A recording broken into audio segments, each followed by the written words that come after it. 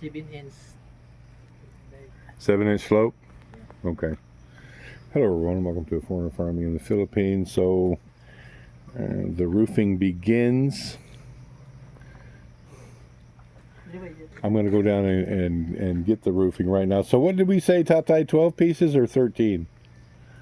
12 pieces. 12 pieces? 12 feet. 12 footers? All right. So I'm going to be heading into, not all the way into town.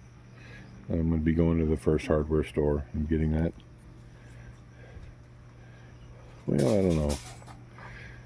Maybe I should shop around a little bit.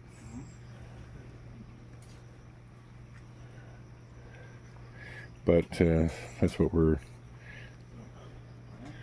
the goal is today, is to get the roof begun. Okay guys, this is evening of the next day from when the first part of this video was taken. What a day yesterday was. It's probably the most stressful day I've ever had here in the Philippines. It was just constant, one thing after another. And the first thing that happened, this was about 9:30 in the morning, I guess, when it happened. Marcel was getting ready to go to her OB-GYN appointment, and E-boy came up.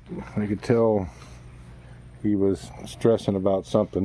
He was calling for Marcel, and I told him she had just got in the car, and so he went over and told her that Tatay had fallen. And so we all went running down to the house. I wish that E-boy and Ray were working with him, and I wish they just left him where he had fallen, but they picked him up and took him to his house, and that's where he was laying on his bed when I got there. He had slipped on this post. He was walking around up there and slipped somehow because it wasn't nailed down. And so he fell, and he fell bad because it's not like he jumped down, he fell down off balance. And when he fell, first he landed on, I can't quite get the straight story. He either landed on the hollow block or he landed on the farrowing rail, kind of on his back, on his side. And then he face planted into the bottom of the pit. Because when I saw him, his nose was bloody, his face was bloody, still dirty. It was pretty bad. He had weakness. I was worried that he had, because look, Tatay is pretty much bulletproof. He never complains about anything. So when I saw him in pretty bad shape laying in the bed, I knew that it was potentially pretty serious. So what concerned me was that he said that, I asked him if he had any tingling or numbness in his arms or legs, and he said no, but his arms were very weak. And so I had him squeeze my hands, and he had no strength at all. So to me, that's indicative of a pinched nerve in his neck. That's why, I was at that point, I'm going, man, I wish you guys hadn't moved him. But it is what it is. But he was, Charlie probably could have squeezed my hands harder than Tatay did, and he had a lot of pain. I asked him where it hurt, and he said everywhere. And I said, where especially? And he said his neck and his back. And I said, oh Christ. So loaded him up, put him in the car, and I didn't want to take him to the local hospital. To me, it's a little more than a veterinary clinic. So we took him to the hospital in Ubay. That was another stress-inducing. Once we got there, I mean, I felt bad for Tatay. He was in pain all the way over there, couldn't get comfortable. He was in the front seat, and we had it reclined, but he just was hurting. So we got there, and then it's went to the emergency room, and it's just I don't know, it's the irritating way to a foreigner that they do things here. Nobody, I went in, and first it was a battle with the guard about being let in, and I finally just drove past him. And whatever he was yelling and hollering in the rearview mirror, oh well, get over it, buddy. Pulled up to the emergency room entrance. We went in, and I told him that my tata had fallen. He was in a lot of pain, and it was like, nobody cared. Marcel then came in, and they gave her a piece of paper to start filling out. So me and E-Boy went back and got Tata out of the car. They wouldn't give us a wheelchair.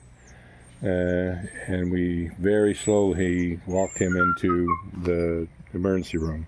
Well, by yesterday, she was about 16 days overdue.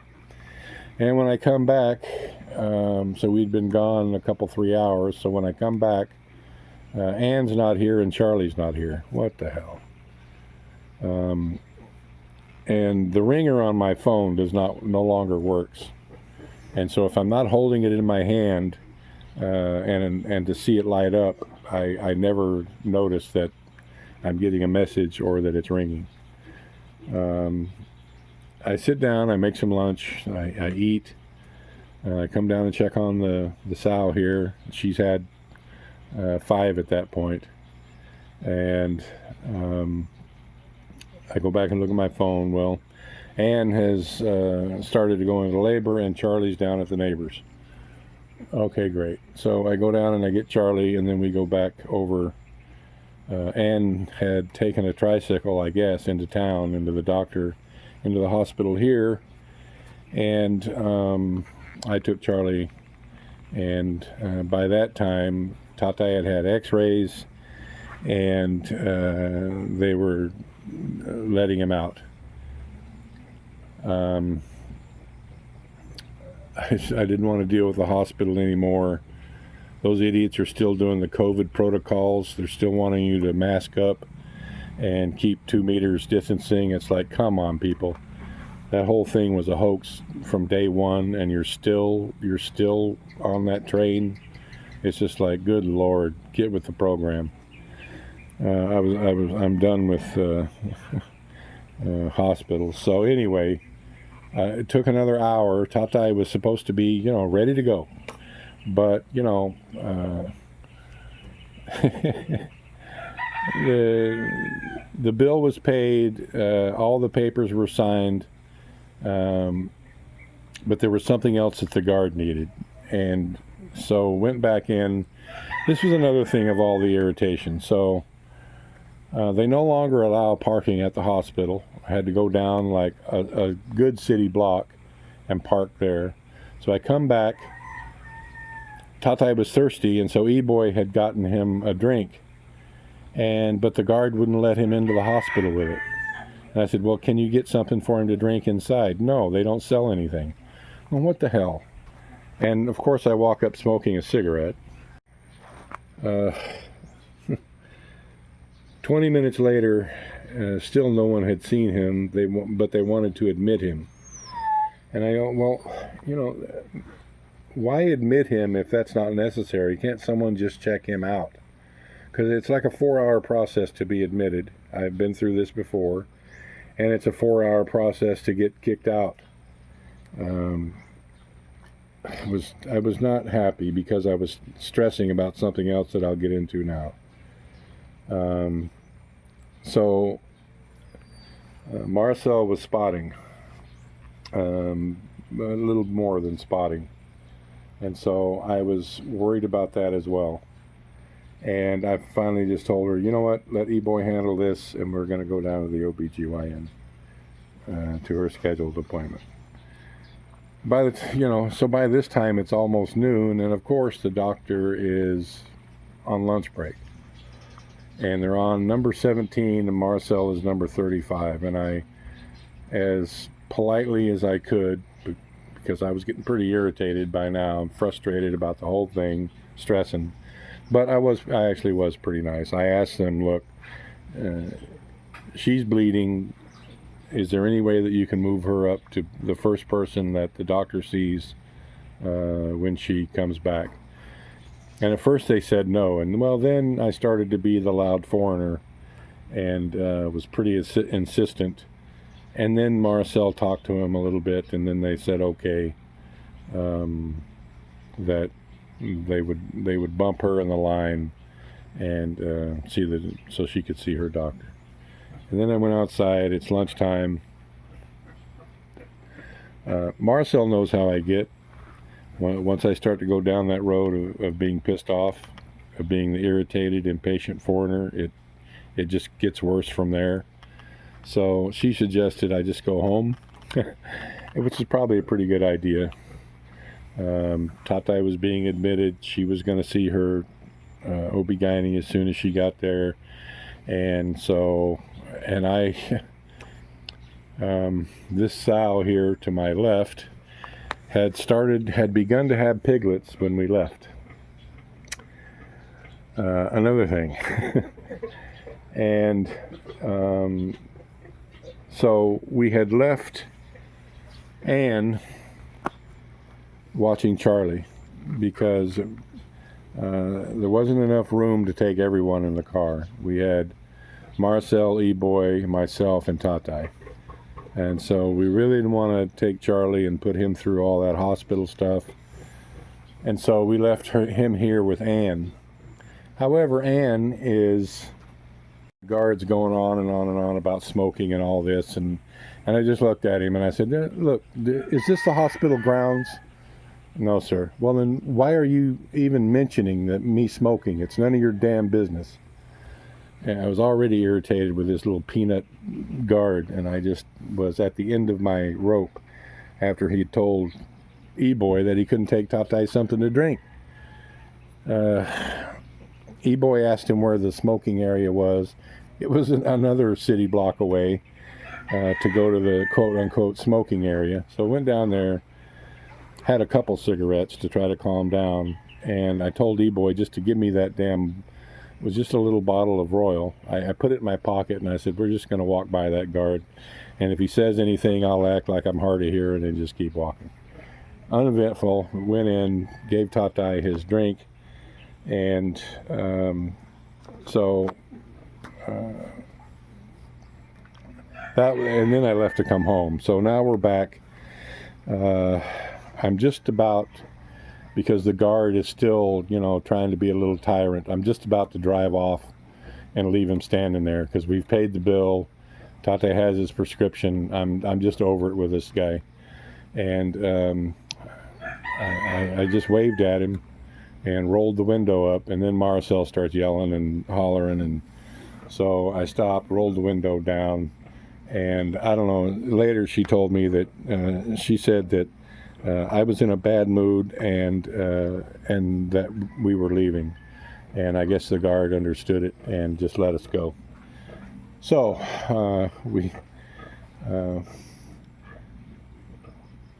in the end, Marcel was given some medicine to help her stop bleeding, and Marcel calls it the hold tight medicine. It's so because she's had miscarriage problems in the past, it's so she won't miscarry, which the doctor, I don't know why, did not put her on the last visit. I think probably, knowing Marcel, it's because she didn't give her full history. So anyway, Marcel has stopped spotting. She's fine. Tatai was up and around this morning, and Ippy and Consing came by. They did a harvest, and they went to sell our stuff like they used to, door to door. And Tatai was their driver and seemed not 100%, but considerably better than he was. He's on some kind of a pain medication and some kind of an antibiotic. I was really worried about him because when he landed here the first time, it was kind of on his back and on his side, and to me, I mean, there was a tennis ball sized bulge right where his kidney is, right where one of his kidneys should be, and I'm just I thought he had, you know, damaged or ruptured a kidney. It was just, I mean, I'm just at my wit's end. But the swelling on in the area of his kidney has gone down. He didn't, you know, he didn't seem any worse for wear, but I told him there's not going to be any work on this piggery until he's back to 100%. And he acquiesced, and he drove Consing and Ippy down to do the sales. I don't know where he is at the moment, but hopefully he's reclining somewhere. So this sow here, you know, all this other stuff going on, and I've got to, because E-Boy is gone with Ann, I've got to do what I can to help this sow, help her with the birthing process. She had 8. She has 8. And is a pretty good mom. Look, I didn't film it like I did in the past because I'm just, you know, I was stressing, and it's been a long time since I helped with a birth, so I just didn't want to be distracted with filming. She let me in there. She's fine. As you can hear, she's, I call it singing. She's singing to him, talking to him, whatever you want to say as they eat. And that just tells me that she is a very good and very attentive mom. That's one of the pluses. She's mostly Duroc, and that's one of the pluses of having Duroc sows, is that they're 95% of them are just great mothers. That's like the biggest plus for a Duroc, the Duroc breed, is the sows are so good. So anyway, much better litter size, what I would consider normal for our first birthing. 7 to 10 for a first birthing for this kind of breed is normal. And she had 8. And again, no runts. They're all healthy. No runts, probably because it's a smallish litter size. And just pleased. So an eventful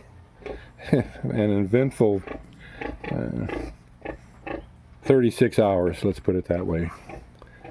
That should get you guys up to speed.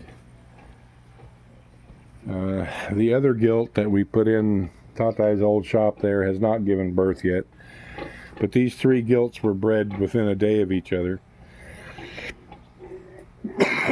First one, then the other. So we've got 2 that have given birth. The third one is probably going to give birth long before these 3 farrowing pens are done. It is what it is.